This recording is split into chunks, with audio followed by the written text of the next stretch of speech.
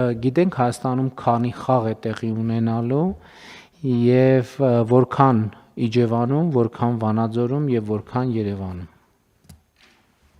Շնորհակալություն, պարոն վարչապետ, այո, նախ թույլ տվեք ասել, որ սա իսկապես շատ մեծ իրադարձություն է, որովհետև ըստ էության մեծահասակների աշխարհի առաջնությունից հետո երկրորդ իր նշանակությամբ երկրորդ կարևորագույն միջոցառումն է, ոչ ֆորմալ աշխարհի երիտասարդական առաջնություն է նաև անվանվում եւ ակնկալվում է, որ այդ օրերին մենք կունենանք ավելի քան 100,000 երկրպագու, որոնք այցելեն թիմերին խաղերը դիտելու։ Իհարկե այս պահին դեռևս ծրագիրը նախնական է եւ հնարավոր է որոշ փոփոխությունների ենթարկվի,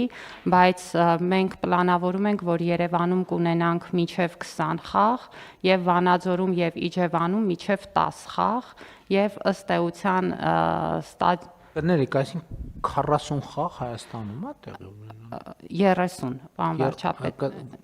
Վանաձորում եւ Իջևանում միասին մինչեւ 10 խաղ եւ Երևանում մինչեւ 20 Ամեն դեպքում 30-ն է շատ մեծ թիվ, այստեն չի։ Դե մենք այո։ Ըստ ամենայնի մինչեւ 20 տարեկաններին ուրիշ ավելի մեծ է։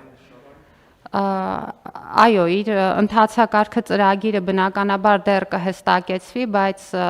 նախատեսվում է, որ ամենայն հավանականությամբ մենք խոսում ենք 29 թվականի սեպտեմբեր-հոկտեմբեր ամիսների մասին, այսինքն շատ մեծածավալ մի իրադարձություն է տեղի ունենալու, որին պետք է պատշաճ պատրաստվել եւ պարոն վարչապետ, ուզում եմ հիշեցնել, որ նախորդող տարում կառավարությունը արդեն մի շարք որոշումներ կայացրել է ստադիոնների մասով, մենք մասնավորապես հիմա գտնվում ենք Վանաձորի ստադիոնի վերակառուցման փուլում, որը պետք է լինի UEFA-ի 4-րդ կատեգորիայի ստադիոն, ընդունելով նվազագույնը 10,000, հիմա մինչև 12,000 հանդիսատես ընդունելու հնարավորություն ենք ունենալու վերակառուցման արդյունքում եւ մենք նախորդ տարի նաեւ որոշում ենք կայացրել Իջևանում նոր ստադիոնի կառուցման մասով, որը նույնպես կլինի UEFA-ի 4-րդ դասի ստադիոն եւ արդեն իսկ հողի հետ կապված աշխատանքները մարզպետարանի հետ միասին ավարտել ենք եւ ունենք նաեւ ստադիոնի կառուցման առաջարկը, որը առաջիկայում կբերեն կառավարության քննարկմանը,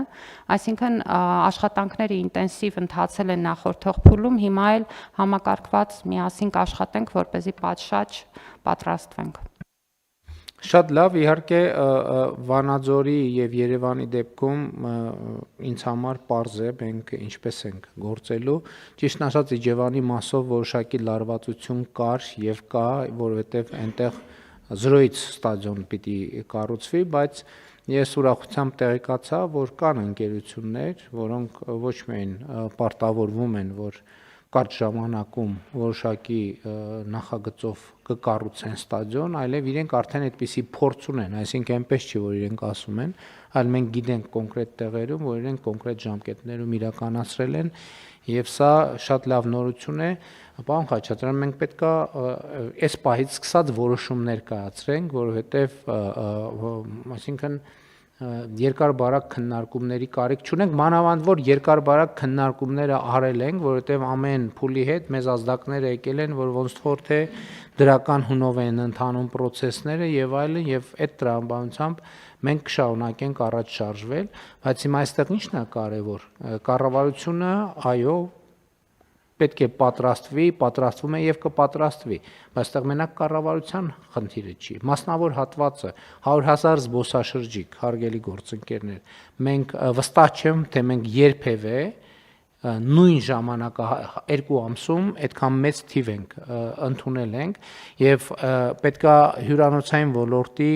այն ներդրումները, որոնք ընթացքի մեջ են, մտածում են, պետքա իրանց քաջալերել։ Երկրորդը սննդի, հանրային սննդի ոլորտում կան էլի պետքա հասկանալ, որովհետև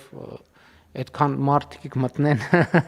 ասենք ենթադրենք Իջևան կարող է սնունդը վերջանան տեղի մի օրում, որովհետև այդքան առևտուր, այդքան երկրպագու եւ այլն, այսինքն պետքա տեղեր լինեն եւ սա նաեւ մեր քաղաքների, այդ թվում Վանաձորի ստադիոնի շրջակայքում աշխատանքներ ունենք անելու, որովհետև այնտեղ մոտեցող ճանապարհները բավականին նեղ են, շենքերի արանքով են եւ այլն, այսինքն բազմաթիվ հարցեր կան, ինձ թվում է, որ այս խնդրի հետ կապված, պարոն Խաչատրյան, նաեւ մեր տեղական մասշտաբի ներդրումային ֆորումի նման մի բան է պետք անել, նկատի ունեմ աշխատանքային մակարդակի, որպեսզի հասկանանք որտեղ ինչ ներդրումներ կան